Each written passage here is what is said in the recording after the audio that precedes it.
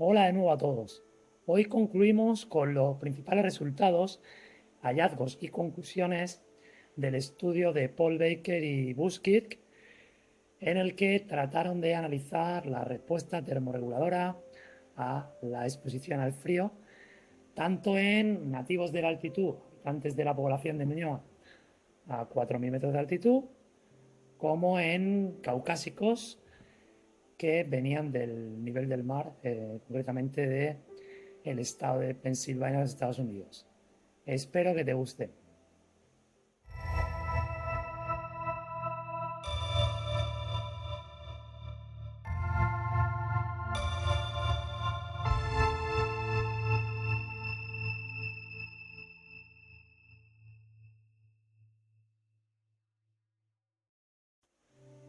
Antes de mencionar los resultados observados en el estudio, debo recordar que se realizaron dos mediciones, tanto a 10 grados centígrados como a 15 grados centígrados, cuyo lapso entre mediciones fue de 24 horas.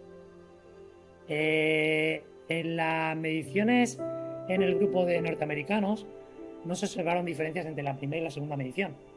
En cambio, en el grupo de nativos de la altitud, de residentes de Ñuñoa, en la segunda medición la temperatura rectal fue significativamente menor que en la primera medición. Otro aspecto a recalcar es que la medición no fue continua, sino que se realizaban tomas de muestras cada 4 minutos durante esas 2 horas.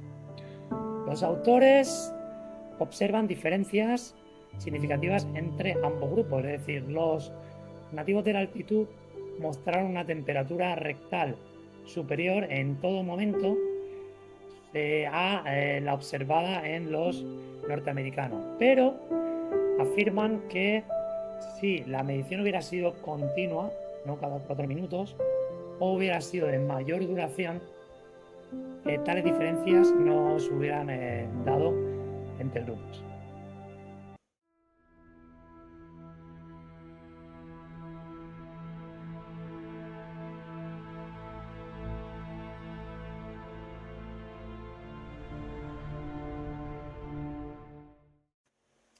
Otra de las variables que midieron durante esas exposiciones al frío de 2 horas fue la temperatura cutánea. Ellos midieron mediante termorreceptores, y esto ya lo he mencionado en entregas previas, la temperatura de la frente, el pecho, la parte superior del brazo, los dedos de la mano, el muslo, la pantorrilla y los dedos del pie. Y luego, mediante una ecuación, calcularon, aportando a cada una de esas temperaturas cutáneas un peso determinado en dicha ecuación, la temperatura media cutánea ponderada. Esa temperatura media ponderada fue en todo momento mayor en los nativos de la gran altitud comparado al grupo de norteamericanos. En cambio, si analizamos las temperaturas de determinadas partes del cuerpo, no se observan diferencias, por ejemplo, en la frente y en el tronco, diferencias significativas.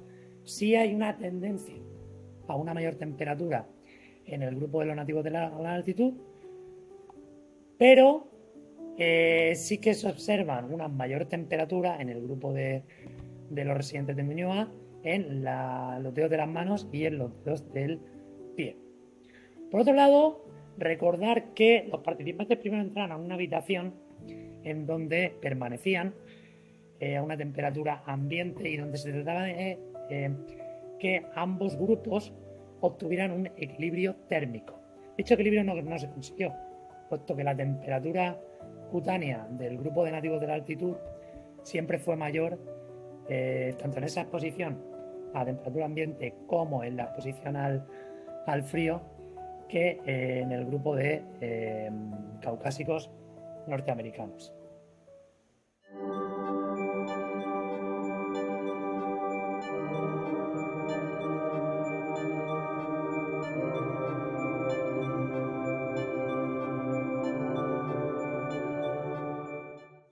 En referencia a la temperatura cutánea de los pies, Los autores observaron que a los 80 minutos de exposición al frío el grupo de norteamericanos había mostrado un descenso mucho más rápido de la temperatura de esta parte corporal comparado al grupo de nativos de la altitud. De hecho, su temperatura cutánea en los dedos de los pies era de 1 grado por encima de la temperatura ambiente de la habitación, que como recordamos estaba a 10 grados centígrados. En cambio, en el grupo de nativos de la altitud, dicha temperatura estaba 3,5 grados por encima de la temperatura ambiente de la habitación. Si miramos registros individuales, se observa que, o se podría concluir que la temperatura de los pies descendió mucho más lentamente en el grupo de los nativos de la altitud comparado al grupo de norteamericanos. Por otro lado, la temperatura de los dedos de las manos seguía un patrón similar.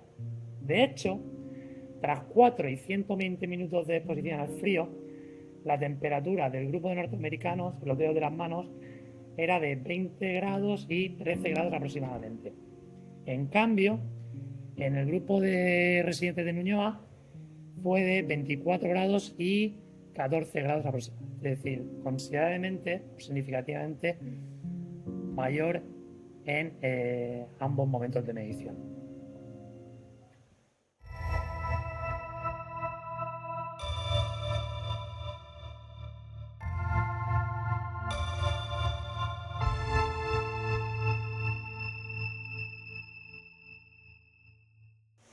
Otro aspecto que cabe destacar es la menor superficie de área corporal del grupo de los andinos comparado al de los norteamericanos.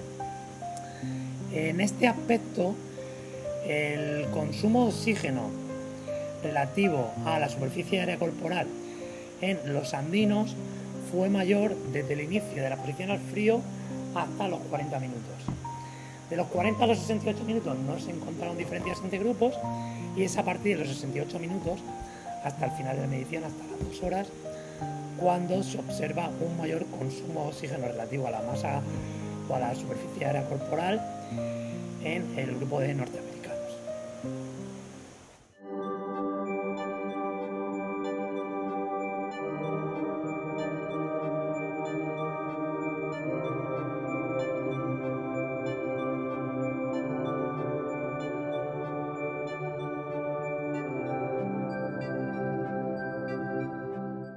Voy a hablarle ahora de 3 conceptos que les mostraré a continuación en una tabla que se observa en el artículo, se puede leer en el artículo. El primero es la producción de calor, luego tenemos la pérdida de calor y por otro lado tenemos el intercambio calorífico, que no deja de ser la suma de la pérdida de calor más la producción de calor. Si dividimos el protocolo en 2 fases, primero 60 minutos y la segunda mitad del protocolo, observamos que la producción de calor, el grupo de nativos de la altitud, durante la primera hora produjo más calor que el grupo norteamericano. En la segunda hora apenas habían diferencias. En cambio, si tenemos en cuenta todo el protocolo, los 120 minutos, la producción de calor fue de un 6% mayor en el grupo de andinos. En el segundo concepto, pérdida de calor, observamos que en los primeros 60 minutos no hay diferencias entre grupos. En cambio, la pérdida de calor fue un 72% superior en el grupo de andinos que en el grupo de norteamericanos. Si hacemos este análisis en el conjunto de los 120 minutos de exposición, observamos que los andinos perdieron un 16% más de calor que el grupo de norteamericanos.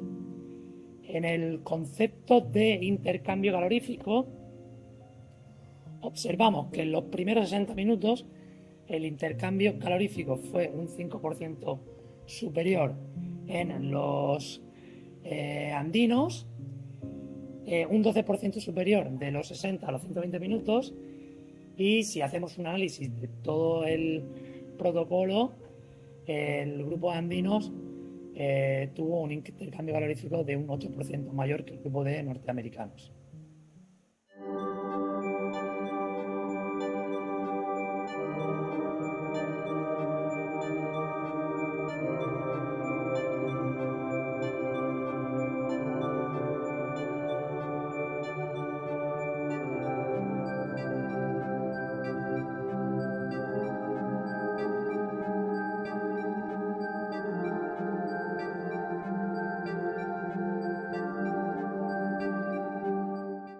En las conclusiones que los autores muestran al final del artículo, se destaca que la temperatura media ponderada cutánea fue mayor en el grupo de andinos que en el grupo de norteamericanos.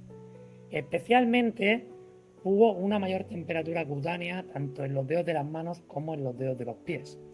De cualquier forma, también cabe destacar que la pérdida de calor fue mayor en esta parte del cuerpo en el grupo de andinos que en el grupo de norteamericanos.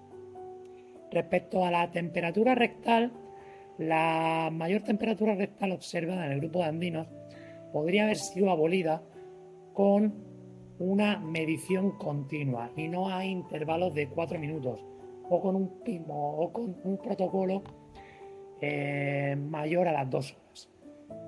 Por otra parte, respecto al consumo de oxígeno relativo a la superficie de área corporal, que era menor en el grupo de andinos, este consumo de oxígeno fue mayor en el grupo de residentes de la altitud durante los primeros 40 minutos del test. Luego no existieron diferencias grupales y fue significativamente mayor en el grupo de norteamericanos en la segunda parte del protocolo, probablemente como mecanismo para erradicar la mayor pérdida de temperatura corporal en este grupo que en el grupo de andinos. Espero que te haya gustado este